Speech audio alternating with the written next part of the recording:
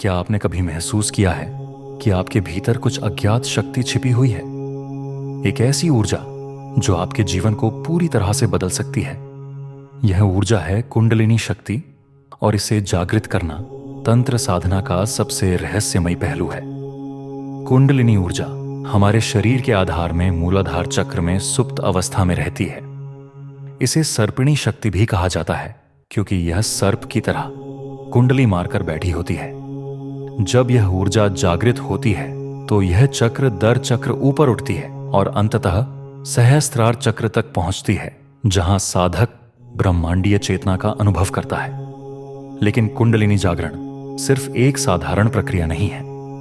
यह एक आध्यात्मिक यात्रा है जिसमें सही मार्गदर्शन और अनुशासन की आवश्यकता होती है। हमारे शरीर में 7 प्रमुख ऊर्जा केंद्र या चक्र होते हैं। हर चक्र एक अलग ऊर्जा और चेतना का केंद्र है। कुंडलिनी जागरण की प्रक्रिया में इन चक्रों की बड़ी भूमिका होती है। 1. मूलाधार चक्र, रूट चाक्रा। यह चक्र रीढ़ की हड्डी के आधार पर स्थित है।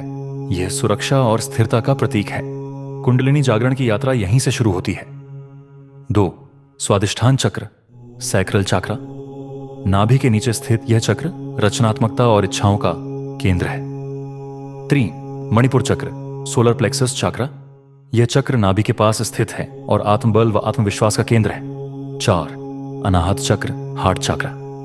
यह चक्र हृदय के पास स्थित है और प्रेम, करुणा व संतुलन का केंद्र है। 5.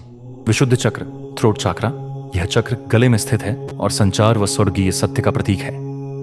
6. आज्ञा चक्र, थर्ड आई चाक्रा। यह चक्र भौहों के बीच स्थित है और अंतर्ज्ञान और आंतरिक दृष्टि का केंद्र है। 7. सहस्त्रार चक्र, क्राउन चक्रा। यह चक्र सिर के शीर्ष पर स्थित है और आत्मा को ब्रह्मांडीय चेतना से जोड़ता है। यह अंतिम चक्र है जहां कुंडलिनी जागरण के बाद साधक को मोक्ष का अनुभव होता है।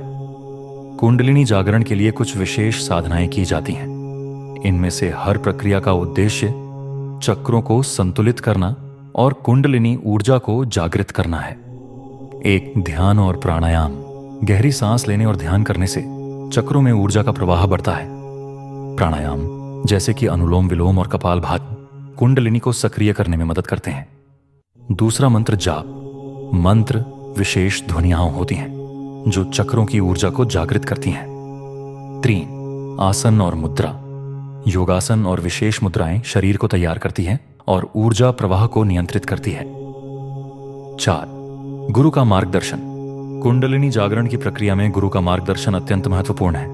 गुरु यह सुनिश्चित करते हैं कि साधक सही दिशा में आगे बढ़े और किसी भी तरह की बाधाओं का सामना कर सके। कुंडलिनी जागरण कई अद्भुत अनुभव और लाभ प्रदान करता है। साधक को आत्मज्ञान प्राप्त होता है। जीवन में नई ऊर्जा और उत्साह का अनुभव होता है। साधक की अंतर्ज्ञान शक्ति बढ़ जाती है। कुंडलिनी जागरण मन और शरीर के बीच संतुलन स्थापित करता है। ध्यान और साधना से मन की शांति प्राप्त होती है।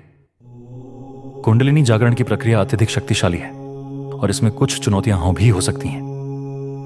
कुंडलिनी जागरण के दौरान साधक को कभी कभी गहरी उदासी, गुस्सा या भय का अनुभव होता है।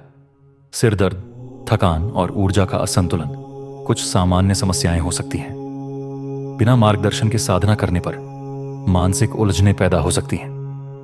दोस्तों, कुंडलिनी जागरण केवल ऊर्जा का जागरण नहीं है, यह आत्मा की यात्रा है। यह हमें हमारे भीतर छिपी शक्तियों का एहसास कराता है और हमें ब्रह्मांडीय चेतना से जोड़ता है। लेकिन याद रखें, यह यात्रा जितनी अद्भुत है उतनी ही जिम्मेदारी और सावधानी की मांग करती है। सही मार्गदर्शन के बिना इसे करना खतरनाक हो सकता है। तो क्या आप इस रहस्यमयी यात्रा के लिए तैयार हैं? अगर हां, तो इसे ध्यान, प्राणायाम और गुरु के मार्गदर्शन के साथ शुरू करें।